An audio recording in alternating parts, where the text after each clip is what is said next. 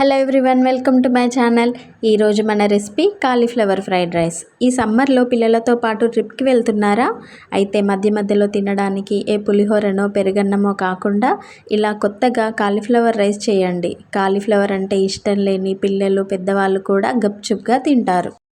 ముందుగా ఒక బౌల్లో కాలీఫ్లవర్ని ఇలా మీడియం సైజు ముక్కల్లాగా కట్ చేసుకొని తీసుకోవాలి. వీటిలో పురుగులు ఏమైనా ఉంటే పోవడానికి ఇలా స్టవ్ మీద ఒక గిన్నెలో నీళ్లు తీసుకొని అందులో 1/2 టీ స్పూన్ పసుపు వేసుకోవాలి. అలాగే కొంచెం ఉప్పు కూడా వేసి ఇందులో మనం ముందుగా కట్ చేసుకున్న కాలీఫ్లవర్ ముక్కలను వేసుకోవాలి. దీనిని జస్ట్ ఒక ఉడుకు వచ్చేంత వరకు ఉంచి తీసుకోవాలి. ఇప్పుడు 2 కప్పుల అన్నాన్ని తీసుకొని ఇలా పొడి పొడిగా వండుకొని చల్లారబెట్టుకోవాలి. ఇక్కడ నేను ఇంట్లో రెగ్యులర్గా వాడే సోనా మసూరి రైస్ని వాడుతున్నాను. మీరు కావాలంటే దీని ప్లేస్లో బాస్మతి రైస్నైనా వాడుకోవచ్చు.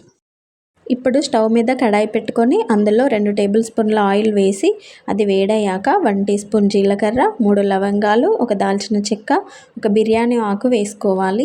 ఇప్పుడు ఇందులో 3 చిన్నగా కట్ చేసిన పచ్చిమిర్చిని కూడా వేసుకోవాలి.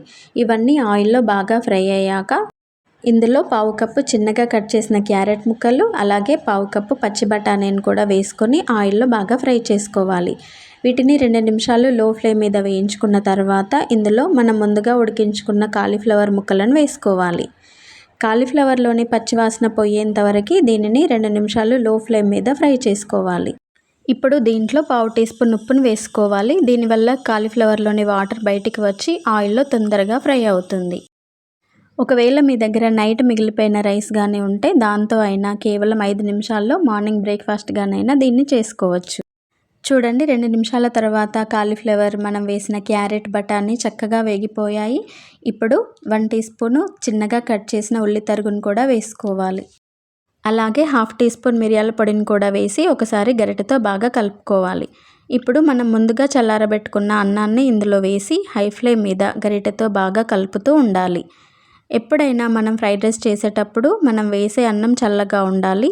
అప్పుడే రైస్ పుల్లలు పుల్లలుగా ఉంటుంది. లేదంటే వేడన్నం డైరెక్ట్గా వేస్తే రైస్ అనేది ముద్దలాగా అయిపోతుంది. 2 నిమిషాలు హై ఫ్లేమ్ మీద రైస్ని గరిటెతో బాగా కలుపుతూ ఆయిల్లో ఫ్రై చేసుకున్న తర్వాత ఇప్పుడు దీంట్లో కొంచెం గరం మసాలా వేసుకొని ఒకసారి బాగా కలిపి దీనిలో రుచికి సరిపడా ఉప్పు వేసుకోవాలి. అలాగే ఫ్లేవర్ కోసం అరచెక్క నిమ్మరసాన్ని కూడా వేసుకోవాలి. చివరగా చిన్నగా కట్ చేసిన కొత్తిమీర వేస్తే మన టేస్టీ కాలీఫ్లవర్ రైస్ రెడీ అయిపోయింది. చూడండి, కేవలం 5 నిమిషాల్లో ఇంట్లో ఉండే వాటితోటే ఎలాంటి సాసులు వాడకుండా చాలా టేస్టీగా ఉండే కాలీఫ్లవర్ రైస్ ఇంట్లోనే ఈజీగా రెడీ చేసుకోవచ్చు. కూరగాయలు ఇష్టపడని పిల్లలకు ఇలా చేసి పెడితే చక్కగా తింటారు. మీకు ఈ రెసిపీ నచ్చినట్లయితే మీరు కూడా మీ ఇంట్లో వాళ్ళకి చేసి పెట్టండి. ఈ వీడియో మీకు నచ్చినట్లయితే ప్లీజ్ ఛానల్ని సబ్స్క్రైబ్ చేసుకోండి, వీడియోకి లైక్ చేయండి. అలాగే ఈ వీడియోని మీ ఫ్రెండ్స్ అండ్ ఫ్యామిలీ మెంబర్స్కి షేర్ చేయండి. Thank you.